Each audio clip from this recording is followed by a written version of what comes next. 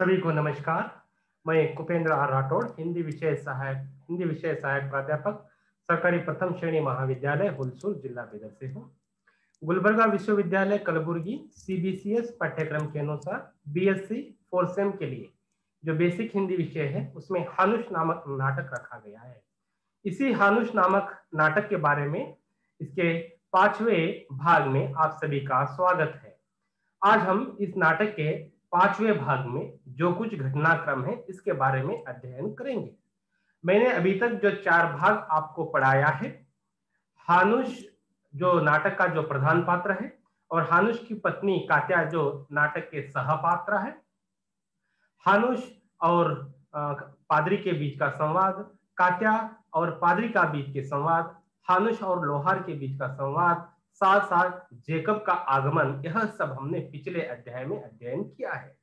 देखिए छात्रों, हानुष जो इस नाटक का जो प्रधान पात्र है, हमने पिछले सेशन में देखा कि हानुष को घड़ी बनाना चाहिए या नहीं बनाना चाहिए, इसी विषय को लेकर जो ऑलरेडी कात्या की जो घर की परिस्थिति है, यानी हानुष की जो घर की जो पारिवारिक स्थिति है बहुत बिगड़ जाती है। उस पारिवारिक परिस्थिति को लेकर कात्या जिस तरह से परेशान है, हानुष को लेकर वह अपनी शिकायतें हानुष के जो बड़े भाई है पादरी से करती है।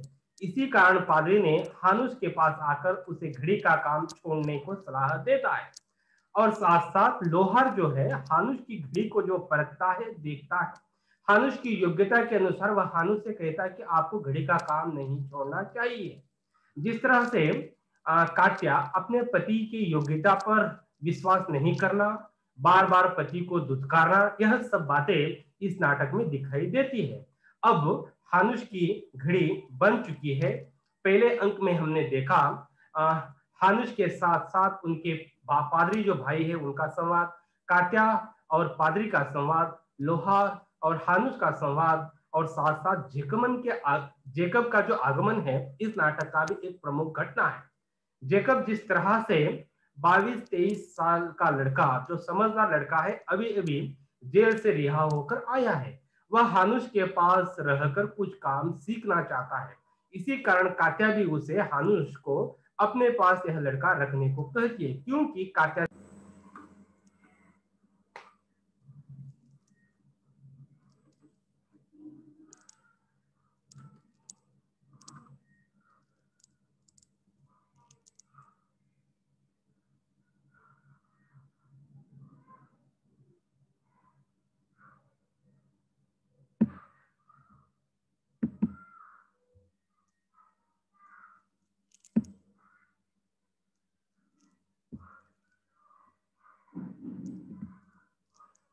सभी को नमस्कार।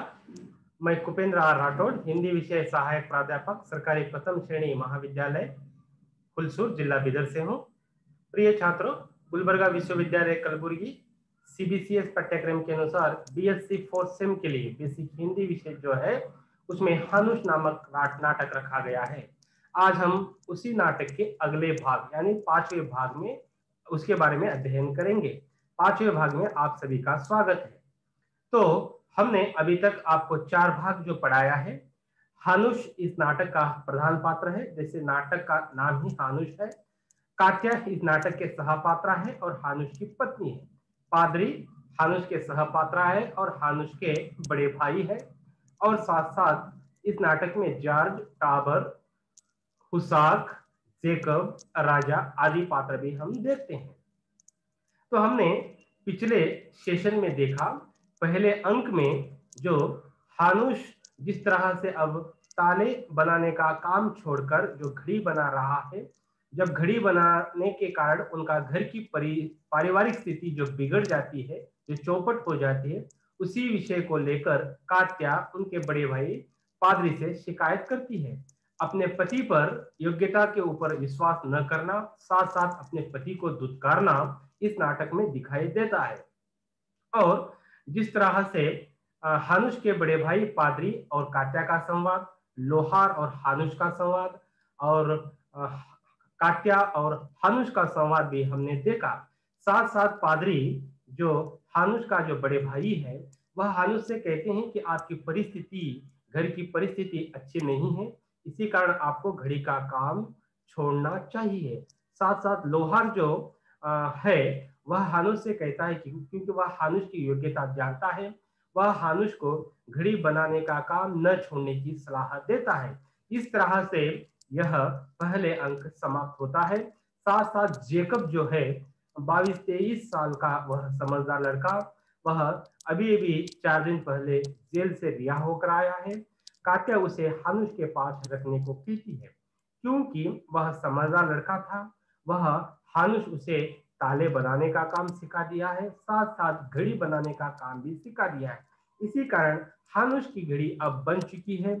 और हानुश की घड़ी जो बन चुकी है उस घड़ी को अब कहाँ पर लगाना चाहिए, नगर नगर पालिका पर लगाना चाहिए या गिरजे घर पर लगाना चाहिए, उसी विषय को लेकर जो व्यापारी है सभी आपस में बात करते हैं।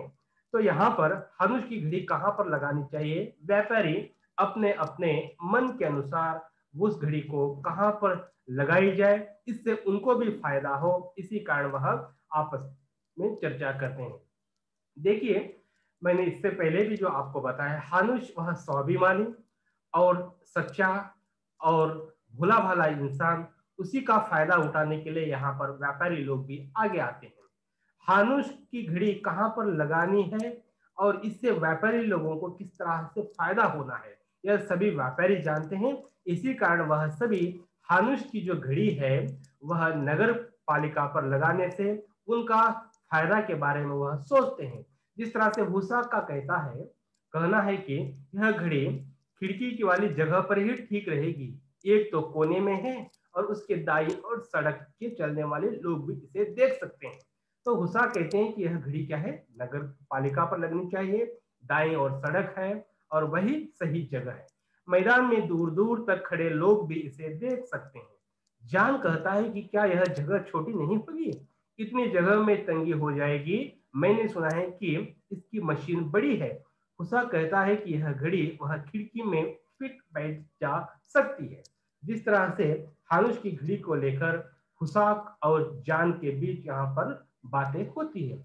जान कहता है, क्योंकि वह भी एक व्यापारी है, घड़ी कहाँ पर लगानी चाहिए, पहले बादशाह की मंजूरी तो मिलनी चाहिए, बादशाह बिगड़ जाए तो। देखिए, जान यहाँ पर कहते हैं घड़ी कहाँ पर लगनी चाहिए या नहीं लगनी चाहिए, पहले तो बादशाह जो राजा है उसकी मंजूरी लेना बहुत जरूरी है। अगर हमने कहीं पर लगा दिया, अगर बादशाह अगर बिगड़ जाए तो यह गलत होगा, वह तो पादरी का ही सुनता है। हुसा कहता है कि राजा नगर पालिका आ रहा है और जान कहता है कि राजा से मंजूरी लेकर नगर पालिका पर ही घड़ी लगाई जा सकती है, घड़ी से ही राजा का स्वागत किया जाए। जिस तरह से जान कहता है कि यह घड़ी नगर पालिका पर लगानी चाहिए और साथ साथ वहां पर लगाने के बाद और राजा से उद्घाटन होना चाहिए और राजा की स्वागत करनी चाहिए। लेकिन यहाँ पर आपसी जो बातें होती है कि घड़ी राजा से मंजूरी लेना चाहिए या नहीं लेना चाहिए, उसी के ऊपर भी अब बहस होती है।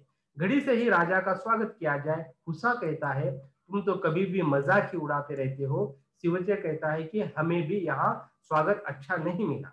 तो जिस तरह से राजा को लेकर अगर घड़ी कहाँ पर क्यों न हो, अगर राजा अगर बिगड़ जाए तो शायद पूरा मामला बिगड़ सकता है। इस तरह से देखिए, मैं आपको छात्रों के प्रति यह एक स्पष्ट संदेश इस नाटक का मैं देना चाहता हूँ। जो इस नाटक में जो भी व्यापारी का नाम बता दिया गया है, जान हो, टाबर हो, जार्ज हो, हुसाक हो, शिवचेक हो, ये सभी व्यापारी हैं। ये सभी का इरादा यही है कि घड़ी को किसी तरह से नगर पालिका के ऊपर ही लगाया जाए। नगर पालिका ऊपर लगाने से इन लोगों को यह फायदा होने वाला है क्योंकि यह सब लोग व्यापारी है। नगर पालिका पर लगाने से जो नगर विकास होगा, नगर विकास यानी बाजार बढ़ेगा, बाजार बढ़ने से इनका व्यापार बढ़ेगा। इसी कारण वह सब एक ही तीर से यानी बहुत सारे निशाना लगाना चाहते हैं। इसी कारण वह हानुश को लुभाने के लिए, हानुश को अपने मन के जरिए, अपनी भावनाओं के जरिए हानुश के ऊपर दबाव डालकर वह नगर पालिका पर ही घड़ी लगाने के लिए सभी बातें करते हैं, क्योंकि वह सभी जानते हैं कि राजा पादरी का यानी गिरजेवाला का ही सुनता है। अगर घड़ी अगर हाथ से निकल गई तो उनका व्यापार भी ठप पड़ सकता है। इसी कारण वह सभी अपने अपने फायदे के लिए ही सोचते हैं। जान कहता है कि इसी से ही हम समझ लेना चाहिए राजा का रुख नगर पालिका पर अच्छा नहीं है। वह कहता है कि बादशाह तो लाट पादरी का ही कठपुतली है। वो सभी आपस में बात भी करते हैं कि राजा हमारी नहीं सुनेगा, राजा तो सिर्फ लाट पादरी का सुनेगा, सिर्फ चर्च वालों का सुनेगा। जॉर्ज कहता है कि कल रात 5 बड़े सामंत पादरी से मिलने आए हैं। उत्तर में शिवचे कहते हैं कि राजा सब कुछ मालूम होते हुए भी बेखबर बैठे हुए हैं। जॉर्ज राज्य में होने वाली अनिति की घटनाक्रम पर बातें करता है। शिवचेक यह भी कहता है कि कल लाट पादरी के घर होने वाले विषय पर भी बोलता है। जिस तरह से राजा सिर्फ चर्च वालों का, सिर्फ लाट पादरी का ही सुनता है, सिर्फ राजा के ऊपर सिर्फ चर्च वालों का जिस तरह से प्रभाव है, उस प्रभाव को यह सभी व्यापारी लोग कहीं ना कहीं कम करने में लगे हुए हैं। उसका कहता है कि राज्य में हालत बिगड़ रहे हैं। राजा किसी पर भी राजा का किसी पर भी गुस्सा फूट सकता है। देखिए, जब राज दरबारी यानी राजा का सत्ता होता था, उस समय राजा जो कहता था, राजा की जो नीति थी वही चलता है। इसी कारण अब यहाँ पर भी राजा की सत्ता होने के कारण भी जो चर्च है, चर्च को महत्व दिया गया है। यहाँ पर लाट पादरी यानी चर्च वालों का ज्यादा प्रभाव राजा के ऊपर दिखाई देता है। तो लोग यह भी कहते हैं कि राजा, क्योंकि वह राजा है, वह किसी के ऊपर भी उनका गुस्सा फूट सकता है। शिवचेक कहता है कि नगर पालिका पर ही घड़ी लगाकर राजा का स्वागत करना चाहिए। तो शिवचेक यहाँ पर वह भी एक व्यापारी है। वह कहते हैं कि हमें किसी हालत यह घड़ी नगर पालिका पर ही लगाकर राजा के लिए स्वागत, क्योंकि राजा इसके लिए खुश हो जाए। इसी कारण वह सब राजा के स्वागत के लिए घड़ी नगर पालिका पर ही लगाने की बातें करते हैं। दरबार में हमें भी सत्कार मिलनी चाहिए। वो लोग सिर्फ यह नहीं चाहते कि घड़ी सिर्फ नगर पालिका पर नहीं, उसके साथ साथ राजा के दरबार में भी अपना स्थान मिलने की बातें करते हैं। बादशाह को तो खुश रखने के लिए कोशिश करनी चाहिए और उनके सामने हमारी मांगे रखनी चाहिए। जॉर्ज देखिए शिवचे कहाँ तक सोचा हुआ है। वह कहते हैं कि हमें घड़ी नगर पालिका में लगाकर राजा के स्वागत करना चाहिए और राजा से कुछ हमारी जो मन्नतें हैं, कुछ मांगे हैं, उस पर ही हमें मांगना चाहिए। साथ साथ राजा के दरबार में अगर हमारी भी कोई स्थान हो जाए तो राजा शायद हमारी भी बात मान सकता है, यह शिवचेक का कहना है। और उनके सामने हमारी मांगे रखनी। जॉर्ज कहता है कि जब हम एक बार राजा को अपने वश में कर लेंगे तो गिरजे वाले भी हमें कुछ नहीं करेंगे। राजा के सामने हमें भी अपना ताकत दिखाना चाहिए, यह जॉर्ज कहता है। देखिए, बहुत महत्वपूर्ण है। सभी लोग राजा को अपने आपस में लेना चाहते हैं, अपने वश में लेना चाहते हैं और राजा के जरिए अपना व्यापार बढ़ाने की बातें यह सब व्यापारी लोग करना चाहते हैं। उसका कहता है कि इसका उल्टा ही असर भी पड़ सकता है। बादशाह हमारे ऊपर हुकूमत भी चला सकता है। सभी आपस में राजा के साथ कैसा व्यवहार करना चाहिए उस पर तर्क वितर्क करते हैं। जॉन कहता है राजा वही होना चाहिए जो प्रजा की न्याय प्रदान करे और इंसाफ दे। देखिए, यहाँ पर जॉन जो व्यापारी है वह कहते हैं एक्चुअली राजा को कैसे होना चाहिए। राजा प्रजा की रक्षा करना चाहिए, सभी प्रजा के लिए न्याय प्रदान करना, वैसा राजा होना चाहिए। यानी इंसान को इंसाफ देने वाला वह राजा होना चाहिए, यह जॉन का कहना है। क्योंकि सभी वह भी जानते हैं कि अगर राजा अगर बिगड़ जाए तो हमारी भी परिस्थिति बिगड़ सकती है। उत्तर में जॉर्ज कहता है कि राजा प्रजा की नहीं अपनी भलाई पहले देखता है। देखिए, एक्चुअली राजा लोग किस तरह से राज प्रभुत्व में राजाओं की जो नीति होती है उसी को लेकर जॉर्ज कहता है कि हर कोई राजा सिर्फ पहले अपनी भलाई के लिए देखता है, अपनी सत्ता बचाने की कोशिश करता है। वह चाहता है कि गिरजे के अधिकारी भी उनके सामने हाथ बांध कर खड़े रहे। देखिए, राज प्रभुत्व में यही होता है, क्योंकि राजा पहले अपने राज्य को बचाना चाहता है, अपनी प्रजा को बचाना चाहता है, अपनी हुकूमत, अपनी सत्ता को बचाने के लिए वह पहले कोशिश करता है। जॉर्ज कहता है कि बादशाह इंसाफ को नहीं ताकत को देखना चाहिए। शिवचे कहता है कि नीति से काम लेना, हर कोई राजा को यही नियम पालन करना चाहिए, नीति से धर्म से काम लेना चाहिए, यह शिवचेक का कहना है। राजा से सलामत से खुश करो या उन पर दबाव बनाओ, लेकिन हमारे और दरबार में तो कम से कम 8-10 लोग होना चाहिए शिवचक का कहना है कि जो भी हो, हम राजा को अपने वश में करना चाहिए। राजा के जो दरबार होते हैं, उस दरबार में हमारी भी अगर संख्या अगर बढ़ जाए तो शायद हम राजा को अपने वश में कर सकते हैं। राजा के जो फैसले हैं शायद हम भी बदल सकते हैं। इस तरह से शिवचक का कहना है। हुसा कहते हैं कि बादशाह सलामत हमारी दरखास्तें हमारी मंजूर कर लेंगे। वह हुसा क्या कहते हैं कि ठीक है, अगर हम राजा के लिए सब कुछ इतना उनके स्वागत के लिए घड़ी भी लगवा रहे हैं, उनके हम जब मांगे भी मंजूर करने के लिए कहेंगे, अगर राजा एक बार हमारी अगर दरखास्त यानी हमारी मांगे अगर पूरी कर देंगे तो उनको हम आसानी से अपने वश में कर सकते हैं, क्योंकि बादशाह को इस वक्त हमारी जरूरत है। वह हुसा यह भी कहता है कि अब जो है बादशाह को यानी राजा को हमारी भी जरूरत है। इसी कारण हम किसी भी हालत के ऊपर राजा को ऊपर दबाव बनाना चाहिए। उन्हें सामंतों की तरफ से खतरा पैदा हो गया है। उसी संदर्भ में टाबर भागता हुआ आता है। टाबर कहता है कि यह फैसला हुआ है कि हानुश की घड़ी गिरजे पर लगाई जाएगी। जान पूछता है कि आपको किसने बताया। तो टाबर जो है महत्वपूर्ण खबर लेकर आता है कि घड़ी कहां पर लगाने के लिए यहाँ पर सोचा गया है। हानुश की घड़ी क्या है, गिरजे घर के ऊपर लगाई जाएगी। जान पूछता है कि आपको किसने बताया यह सब कुछ घटना। टाबर कहता है कि मुझे अभी अभी हानुश का भाई पादरी मिला था। जो टाबर है वह खबर लाता है कि मुझे हानुश का जो भाई है पादरी ने बताया है कि हानुश की घड़ी अब गिरजे पर लगने वाली है। यह टाबर सुनाता है। उसने बताया है, हुसाक ने बताया कि हमारे लिए बुरी खबर है। हुसाक कहते हैं कि अभी जो टाबर जो जिस तरह से समाचार लाया है शायद यह हमारे लिए बुरी खबर हो सकती है। उत्तर में जॉर्ज कहता है कि मगर यह कैसा हो सकता है। हानुस ने खुद मुझे कहा था कि वह चाहता है कि घड़ी नगर पालिका पर ही लगे। देखिए यहाँ पर जॉर्ज महत्वपूर्ण विषय कहता है कि जॉर्ज का कहना है कि मुझे ऑलरेडी हानुस ने यह बता दिया है कि घड़ी नगर पालिका पर ही लगने वाली है। लॉर्ड पादरी जो भी कहे, लेकिन हानुस ने क्या है जॉर्ज को बता दिया गया है कि नगर पालिका पर लगेगी। सभी लोग घड़ी गिरजे पर लगाने पर विरोध जताते हैं। जिस तरह से सभी वहां पर जो लोग हैं घड़ी गिरजे पर लगाने की जो बात टाबर ने लाया है उसके बारे में सभी विरोध जताते हैं। शिवचक बताते हैं कि पिछले 5 साल से नगर पालिका ने हानुश को वजीफा दे रहा है। जब घड़ी तैयार हो गई है गिरजे वालों मालिक बन बैठे। उस वक्त पादरी कहाँ था।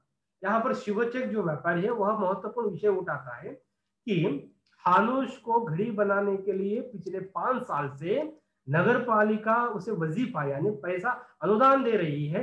तब गिरजे वाले कहाँ थे, तब पादरी कहाँ था, यह शिवचक का कहना। जॉर्ज भी इसी बात का समर्थन करता है। नगर पालिका का योगदान ज्यादा है, जहां वहां चाहेगी जहां पर लगाई जाएगी। तो यहाँ पर सभी बातें यही करते हैं कि हानुश की घड़ी नगर पालिका पर इसलिए भी लगाना चाहिए क्योंकि नगर पालिका ने हानुश को पिछले 5 सालों से अनुदान दे रहा है। इसी बीच जान बोलता है कि अगर लॉर्ड पादरी ने कह दिया है कि घड़ी गिरजे पर लगेगी तो उसका बात कौन टाल सकता है। इसी विषय की चर्चा होता रहता है। तो यहाँ पर लॉर्ड पादरी का भी वहां पर जिक्र होता है कि लॉर्ड पादरी जो है यानी राजा के ऊपर वह खासा प्रभाव डालता है। साथ साथ और घड़ी यहाँ पर जो भी ये फैसला है राजा का फैसला टालने में गिरजे वाले महत्वपूर्ण पात्र रखते हैं। इसी कारण यहाँ पर लॉर्ड पादरी अगर फैसला ले लिया तो शायद हमारे लिए भी मुश्किल हो सकता है। यह इस विषय को लेकर भी बातें होती है। तो यह जो 5वां सेशन है यहीं पर समाप्त होता है कि घड़ी कहाँ पर लगानी चाहिए, नगर पालिका पर लगाना चाहिए या गिरजे घर पर। सभी जो व्यापारी है आपस में चर्चा करते हैं।